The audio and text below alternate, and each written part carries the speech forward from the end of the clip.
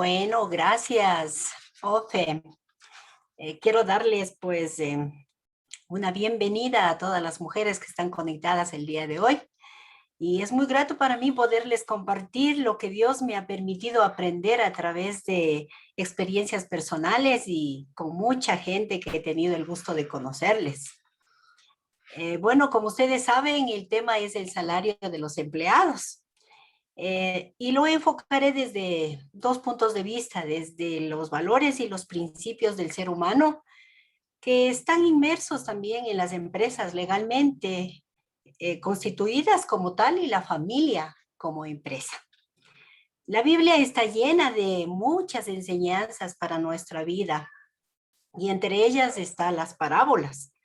El capítulo 20 del Evangelio según San Mateo comienza con esta parábola que es bien conocida con el nombre de los obreros de la viña. Y ahora nos ilustra con una de las actividades cotidianas que es el trabajo. Daremos lectura a esta porción de la Biblia en Mateo 20 del 1 al 16. ¿Qué nos dice? El reino del cielo es como un propietario que salió temprano por la mañana con el fin de contratar trabajadores para su viñedo. Acordó pagar el salario normal de un día de trabajo y los envió a trabajar. A las 9 de la mañana, cuando pasaba por la plaza, vio a algunas personas que estaban allí sin hacer nada. Entonces las contrató y les dijo que al final del día les pagaría lo que fuera justo. Así que fueron a trabajar al viñedo. El propietario hizo lo mismo al mediodía y a las 3 de la tarde. A las 5 de la tarde se encontraba nuevamente en la ciudad y vio a otros que estaban allí. Les preguntó, ¿por qué ustedes no trabajaron hoy? Ellos contestaron, porque nadie nos contrató. El propietario les dijo, entonces vayan y únanse a los otros en mi viñedo. Aquella noche le dijo al capataz que llamara a los trabajadores y les pagara, comenzando por los últimos que habían contratado. Cuando recibieron su paga, los que habían sido contratados a las 5 de la tarde, cada uno recibió el salario por una jornada completa. Cuando los que habían sido contratados primero llegaron y recibieron su paga, supusieron que recibirían más, pero a ellos también se les pagó el mismo salario de un día. Cuando recibieron la paga, protestaron contra el propietario.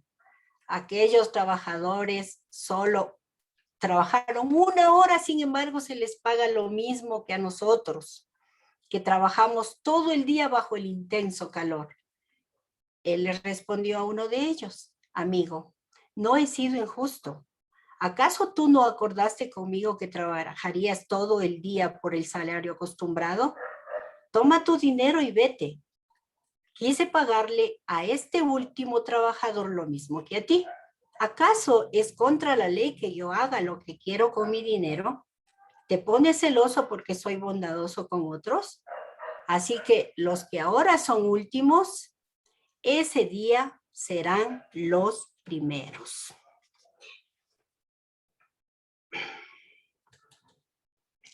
Para ir analizando esta porción de la Biblia, primero comenzaré con el significado de la palabra salario. Todos ya sabemos, ¿no es cierto?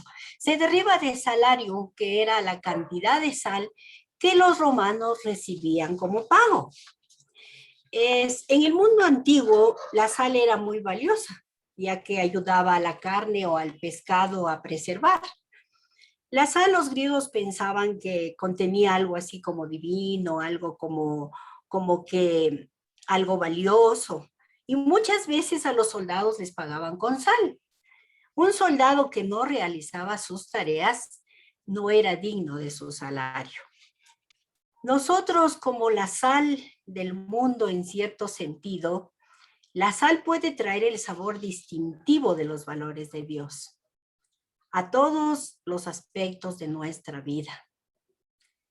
Para ser eficaces debemos estar involucrados en el lugar donde trabajamos y en el lugar donde vivimos. En el trabajo tocamos la vida de muchas personas. A veces de personas que no encuentran a Cristo en las iglesias. Puede que sea el lugar más efectivo para hacer testimonio de Cristo.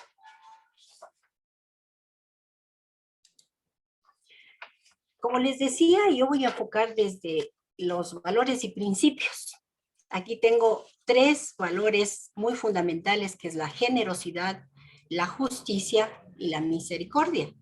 Y yo acá le puse con rojo, que es un antivalor, que es la envidia. Son estas cosas que se encuentran dentro y que dentro de la parábola que acabamos de leer, y lógicamente que Jesús nos quiere enseñar.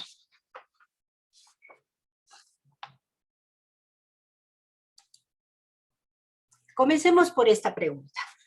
¿Qué creen que sucedería actualmente si un propietario de su negocio pagara a sus trabajadores de la misma forma que el terrateniente descrito en esta parábola?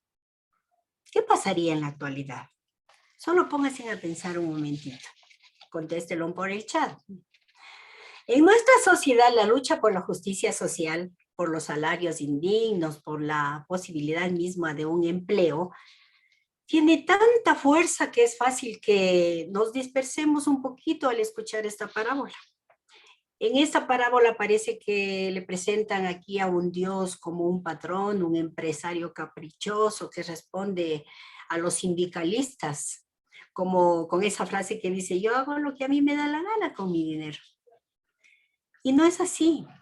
Al principio se describe las contrataciones en aquella época como realmente eran así. Y tal vez en la actualidad estamos igual. Me acordaba de un espacio de mi localidad donde yo vivo. Hay lugares donde se les contrata especialmente artesanos, ¿no?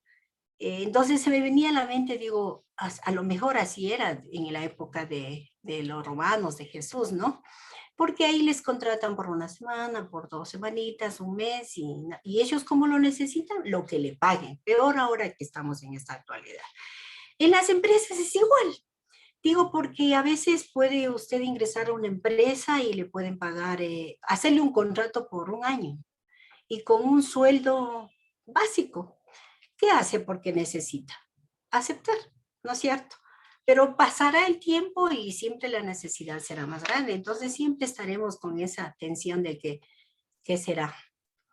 ¿Hacemos algo? ¿Protestamos a lo mejor? Comencemos desde la generosidad. En el diccionario yo saqué lo que está con blanco, pues desde el diccionario, y lo que está con amarillo es bíblico. Vamos a ver qué nos dice la generosidad. La generosidad es lo que nos impulsa a dar sin esperar recibir nada a cambio. El significado de generosidad no hace referencia únicamente a dar cosas materiales, sino también a ofrecer ayuda a personas que lo necesitan, y está asociado al altruismo y la solidaridad. Dios nos pide ser solidarios y generosos con aquellos que nos necesitan.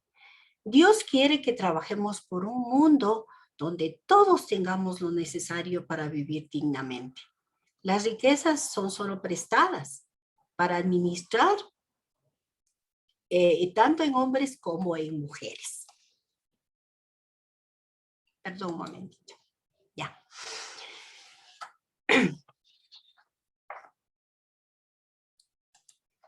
Vamos a ver en 2 Corintios qué nos dice de la generosidad.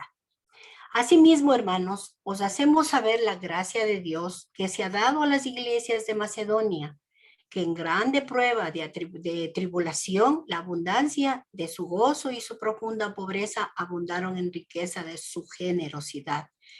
Pues doy testimonio de que con agrado han dado conforme a sus fuerzas y aún más allá de sus fuerzas, pidiéndonos con mucho ruego que les concediésemos el privilegio de participar en este servicio para todos los santos. Esta porción de la Biblia es bien interesante. Cuando Pablo escribe una carta en Macedonia, este pueblo estaba sumamente devastado porque había pasado por una guerra civil, se había despojado de sus recursos naturales por los romanos, y a pesar de la prueba, estaban rebosantes de alegría. De alguna manera, esa alegría se combinaba con su pobreza para producir una rica generosidad. Dieron hasta que duela, dice el texto bíblico. Fueron más allá de su capacidad. Qué hermosa generosidad. En la parábola el dueño de la viña llama al mayordomo y le dice que pague a los obreros el jornal comenzando desde el último hasta los primeros.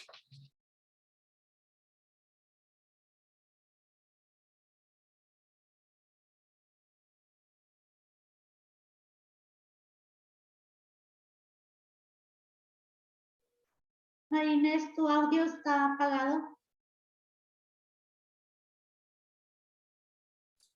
Ya, perdón, voy a llamar. ¿Cuántos de nosotros reconocemos lo que Dios nos ha dado? Dios nos ha dado una familia, nos ha dado un trabajo, nos ha dado tal vez un ministerio dentro de la iglesia, nos ha dado salud. Quizás no es lo que nos merecemos. Por eso debemos preguntarnos, ¿qué le estoy dando yo a Él de lo que soy y de lo que tengo? ¿Cuánto de mi trabajo? ¿Cuánto de mi esfuerzo? ¿Cuánto de mi servicio? Nuestra generosidad no se puede comparar con la de Él.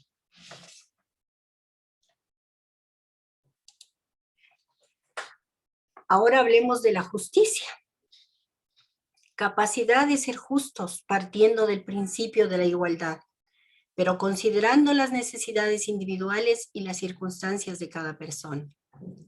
La justicia es una condición de lo recto que es Dios ante la norma, y esta es valorada de acuerdo a su divinidad, que se va conformando por el comportamiento y que tiene que ver con la relación que debe existir entre Dios y la manera en que le vemos a Él.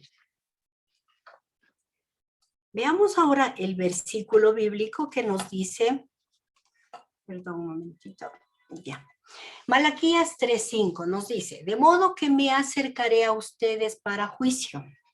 Estaré presto a testificar contra los hechiceros, los adúlteros y los perjuros, contra los que explotan a sus asalariados, contra los que oprimen a las viudas y a los huérfanos y niegan el derecho del extranjero sin mostrarme ningún temor, dice el Señor Todopoderoso.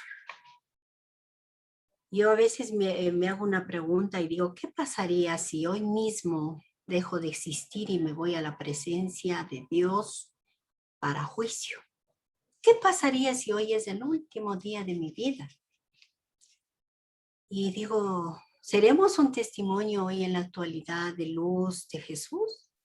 ¿Ayudamos a los huérfanos, a los desamparados, a las viudas, al extranjero, ahora que hay tanto inmigrante? Uno se pone a pensar y dice, ¿qué estaré haciendo? ¿Estaré trabajando? ¿O nos estamos dejando contaminar por el medio en el que vivimos?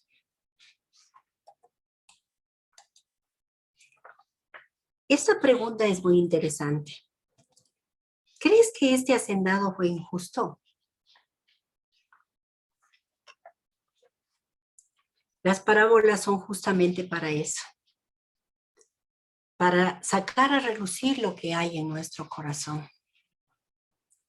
Para los obreros que estaban allí desde el inicio, aguantando todo el calor del día, no era justo, ya que los obreros que apenas habían trabajado una hora, recibieron lo mismo. Descontentos, se van contra el dueño de la viña. A veces la bondad puede ser injusta y no tiene lógica. Pero Dios dice exactamente lo mismo para todos.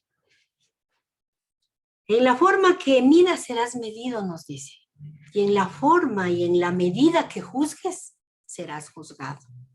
Terrible, ¿no?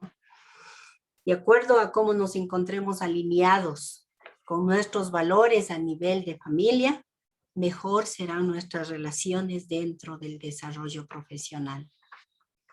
Todo esto para un mejor funcionamiento de la empresa y el sistema familiar, en donde cada uno de los miembros no puede cambiar nada, excepto su propio comportamiento.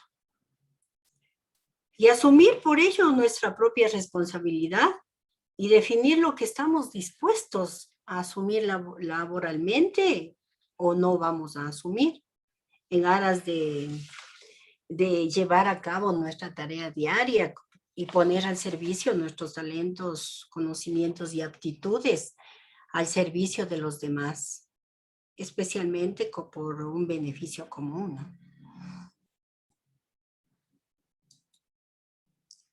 Veamos este versículo bíblico de la justicia. Así que acerquémonos confiadamente al trono de la gracia para recibir misericordia y hallar la gracia que nos ayude en el momento más necesitado. Perdón, un ratito se me fue aquí. Se me fue desde la misericordia. Misericordia, virtud que inclina el ánimo a compadecerse de los sufrimientos y miserias ajenas. Desde la perspectiva de Dios, la misericordia de Dios representa el trato compasivo que se da a una persona más allá de sus méritos en virtud de la expiación de Jesucristo. Nuestro Padre Celestial conoce nuestras debilidades y pecados, nos muestra misericordia y al perdonar nuestros pecados y ayudarnos a regresar para morar en su presencia.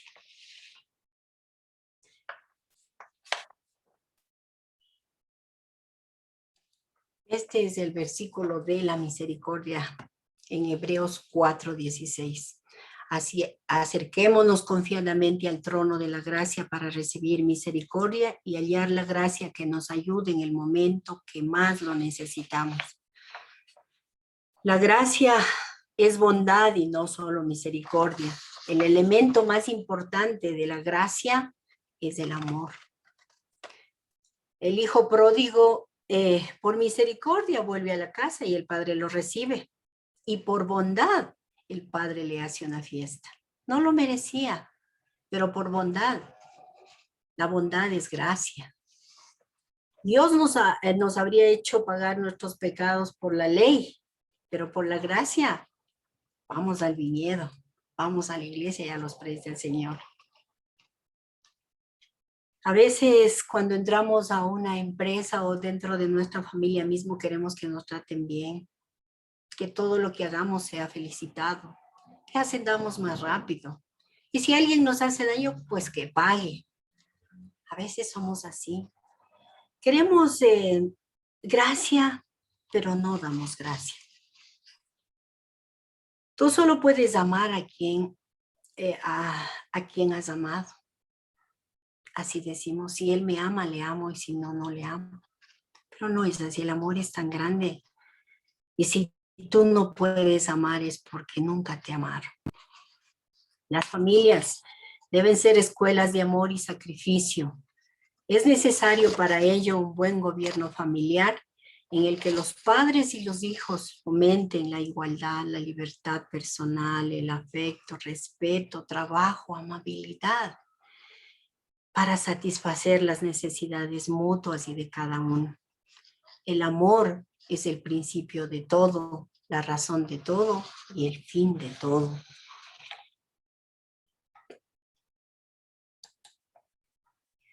En Deuteronomio 24:14, perdón un momentito, me parece que se me está yendo por otro lado.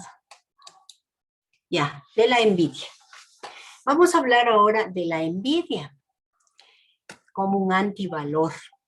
El envidioso desea tener algo a costa de privar a otras personas de dicha posesión. El envidioso no se conforma con obtener algo, sino que quiere producir mal a la persona que tiene lo que él envidia. En Santiago 4, 1 y 2 nos dice de dónde surgen las guerras y los conflictos entre ustedes. No es precisamente de las pasiones que luchan dentro de ustedes mismo, Desean algo y no lo consiguen, matan y sienten envidia y no pueden obtener lo que quieren. Riñen y se hacen la guerra. No tienen porque no piden. Los obreros fueron contratados a distintas horas de la mañana y de la tarde. Primero, ¿qué significa viña? Es el trabajo. Y la plaza donde iba a ver en el mercado a los obreros es el mundo. Y el dueño es Jesús. Dios, como dueño de nuestra vida, asigna trabajos y llama a sus hijos en distintos momentos de la vida.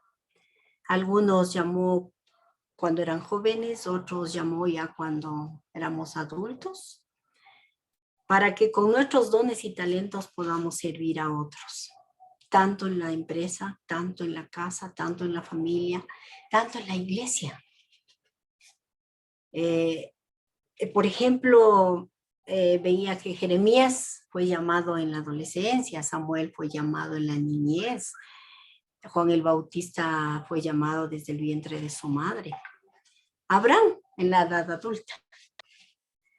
Siempre habrá alguien que diga, yo ya aquí 20 años, 15 años y sigo en el mismo puesto y no he sido ascendido.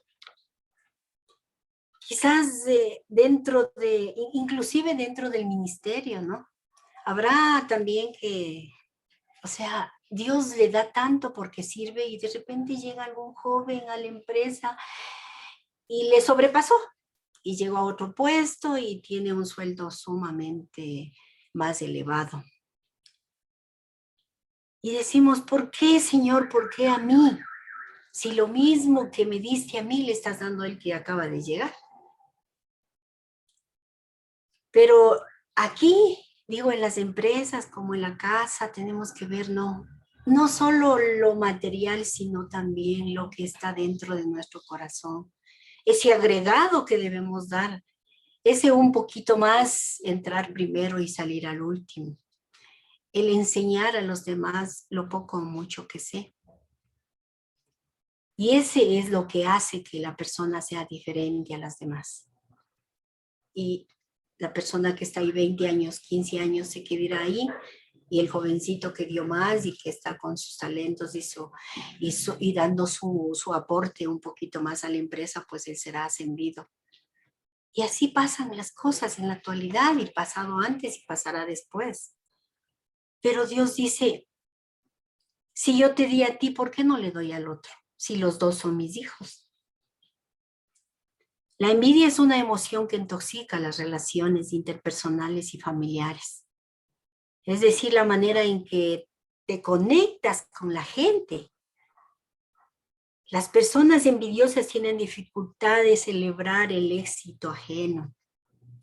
Aunque todos y todas en algún momento de nuestra vida podemos sentir envidia, en algunos casos este sentimiento se puede convertir en problemas grandes con las relaciones de la empresa, con relaciones de nuestros jefes, con nuestra familia, con nuestros hijos. La envidia se considera un sentimiento negativo y universal, ya que la mayoría de las personas en algún momento de su vida hemos de haber sentido esa envidia y ese sentimiento así, y en esa medida. Esto tiene consecuencias tanto para la persona que lo siente como para las que están a su alrededor.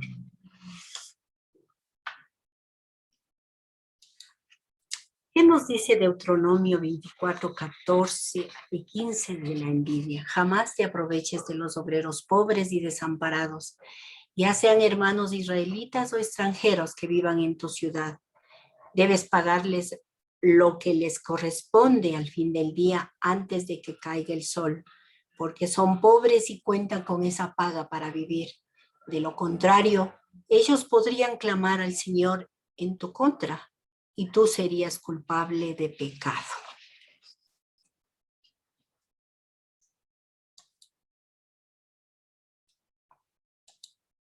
¿Cuál es un salario justo? ¿Qué dicen ustedes? ¿Cuál será el salario justo? Yo pienso que el trabajador debería recibir un salario que le permita vivir dignamente, llevar una vida personal y familiar acorde a sus necesidades. El trabajo debe ser remunerado de tal modo que se dé al hombre las posibilidades de que él y los suyos vivan dignamente su vida material, social, espiritual, teniendo en cuenta la tarea y la productividad, lógicamente, de cada uno, así como las condiciones de la empresa y el bien común.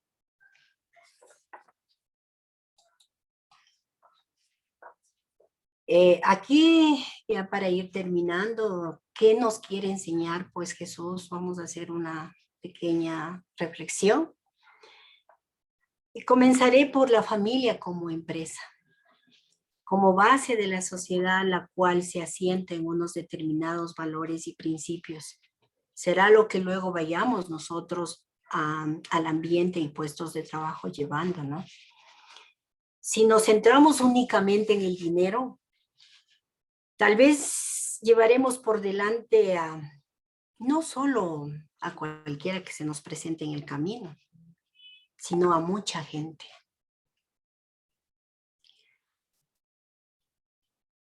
Por esa vía, realmente nuestra personalidad no sería plena, no tendríamos un bienestar emocional ni espiritual. Actualmente el lugar de trabajo puede ser el punto focal donde muchos tipos de conflictos habrá solo relacionados con el dinero. Podremos saber si estamos actuando justa o injustamente solamente creyendo y aplicando las verdades y principios de la palabra de Dios. Cuando reconocemos que Dios nos ha dado mucho más de lo que merecemos, por eso debemos preguntarnos, ¿qué le estoy dando yo a Él? De lo que soy y de lo que tengo. ¿Cuánto tiempo? ¿Cuánto de mis esfuerzos? ¿Cuánto de mi servicio? Y quiero dejarles con esta porción de la Biblia que dice en Miqueas 6:8. Pero ya Dios les ha dicho que es lo mejor que puede hacer y lo que espera de ustedes. Es muy sencillo. Dios quiere que ustedes sean justos los unos con los otros, que sean bondadosos con los más débiles y que lo adoren como su único Dios. Quiero darles las gracias y espero haber aportado con algo que Dios me ha permitido y que espero haberles servido de alguna manera. Muchas gracias.